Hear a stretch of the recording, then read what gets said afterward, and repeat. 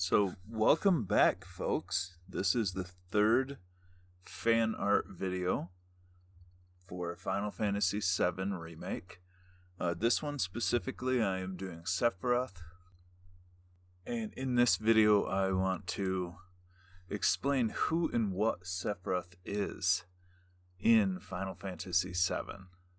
So let's get into this. Welcome, folks. I'm Joe from Joe Thinks Art. And today, I am going to tell you about Sephiroth while I draw you a picture of Sephiroth. To really tell you the entire story, or at least enough to grasp the true story of Sephiroth, we kind of have to break this into three parts. So, the first part I will talk about Jenova and the ancient people, and the calamity from the sky. In the second part, I will talk about the Shinra Electric Corporation, the folks who Sephiroth worked for. And in the third part, I will tell you what Sephiroth and who Sephiroth really truly is.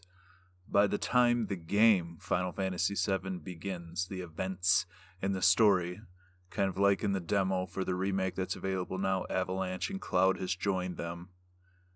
If you select 20 minutes as your selection for the bomb, you get to see a very brief scene of Sephiroth turning around in an area that is burning behind him.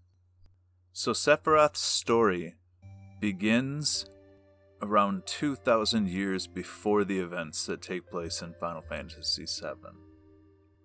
There was, some would argue, a more evolved version of humans back then that were more in tune with the planet and were knowledgeable of the fact that the soul stream existed and that they came from it and returned to it when they died. And they were called the Cetra, and they were the ancients, and they actually wielded quite powerful abilities because of their limited control over the soul stream and ability to use materia, which is condensed, crystallized soul stream that when wielded by ancients and later humans gives them magical abilities, such as being able to wield fire or frost or move faster. So the Cetra dominated the planet and were in tune with the planet when a calamity fell from the sky. A meteor struck the earth, and in the meteorite was an extraterrestrial shape-shifting entity that could, like a virus, infect living material around it and transform it into monsters.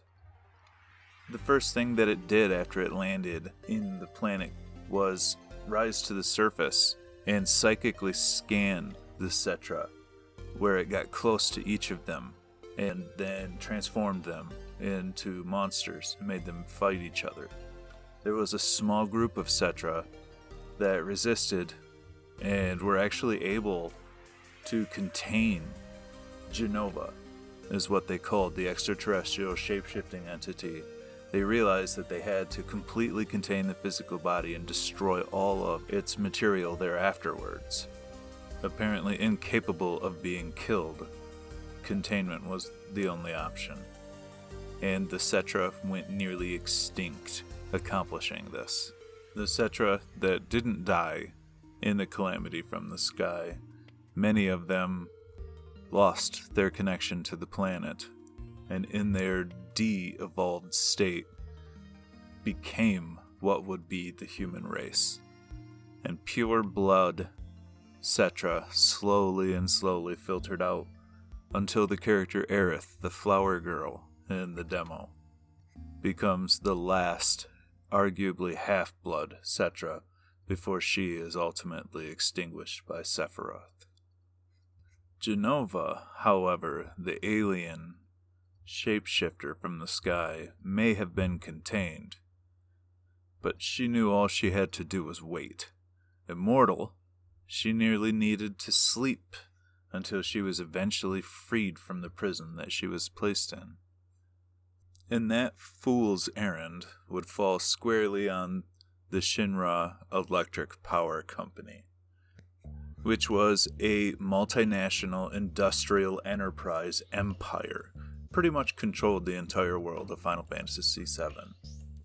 With vast reach and resources, Shinra functionally controls the entire world, with its Mako energy, which is efficient and easy power for everyone. And their world grew reliant on this Mako energy, thus strengthening Shinra's control over the entire planet. Now, Shinra also has a presence in social and political and infrastructure all around the world, in every single city on the planet. So it has its own genetic engineering, space exploration, and even military projects, including their elite military groups, which they call Soldier, which can be slightly confusing because the Soldier program, Soldier itself as a word is spelt in all capital letters. It's implied that is a humongous acronym. I could never verify that. If you can and point me to something, definitely leave a comment below. However, that goes to show that Shinra even has its own military to help police the world that it controls. And the Soldier program rests at the top of the military and experimental science division of Shinra. It's here that they create super soldiers by experimenting on humans, exposing them to raw Mako energy, and those that survive are reborn with superpowers. Shinra's special covert ops within their military group, which are called the Turks, allow Shinra to control everything globally and keep a precise control on anything that they would need power-wise for their military. With control of the world, it was only a matter of time before the Turks, the head of the Special Ops again, learned of the Cetra from the ancient temples. They then found ancient Cetra sites and discovered where Jenova was contained, and then freed her. Shinra had moved Jenova's containment to a specialized laboratory built in a Mako reactor near a town called Nibelheim.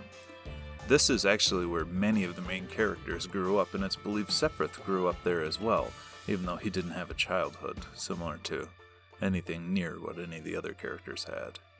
The discovery of Jenova by Sephiroth actually led to the Nibelheim incident, and that was covered in the Cloud video, which is the Final Fantasy VII fan art video I did before this one, which you can click on the little pop-up card to go right to. However, Sephiroth was born and died near Nibelheim by the Mako reactor where Jenova was kept. Or at least it's implied that that's where he was raised.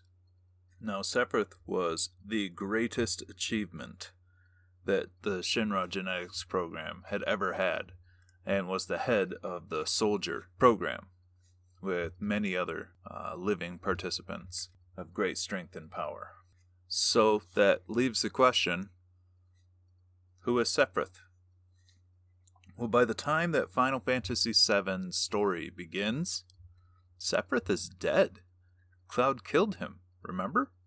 A few years ago in Nibelheim in the reactor, after he found Jenova.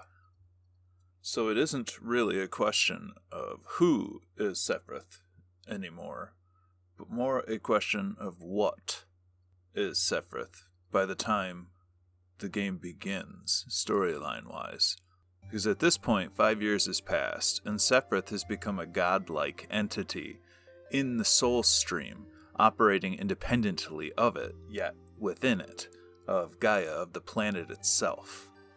Thanks to the Jenova cells that were infused into him in a fetal state, he was able to, through sheer willpower, force himself to not be reabsorbed by the planet, and kept himself as a separate, conscious, sentient entity within the soul stream. This is what Sephiroth really, truly is. So to kind of recap, or to paraphrase, Sephiroth is a godlike being that is the remains of a man that was born with this alien shape changer DNA and human DNA. He thought it was Cetra DNA, but it may or may not have been. Either which way, it drove him crazy, and this entity that is left over inside of the soul stream is Sephiroth's sheer willpower and hatred towards both the planet and Cloud for having killed him, that remains conscious and sentient and functioning within the soul stream. However, this hostile entity does not have a physical body. The plot of both Final Fantasy VII, the game, and the movie that came afterwards, Final Fantasy VII Advent Children, is comprised of a plot that Sephiroth put together from within the soul stream to create a physical body.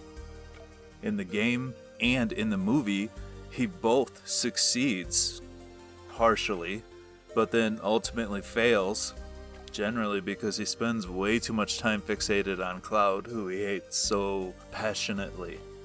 However, I'm not going to spoil how Sephiroth tries to create a physical body in either of the plots, so I'm going to end this video here.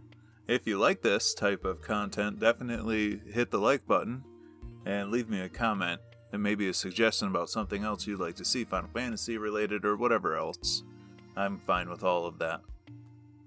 If you haven't yet, definitely subscribe, and if you hit the notification bell, it'll actually tell you when I release videos. Generally it's on Sunday. Used to be Sunday mornings. Now I'm trying on Sundays thanks to this whole COVID-19 stuff that is happening. However, now more than ever, remember to be kind to one another and use your turn signals.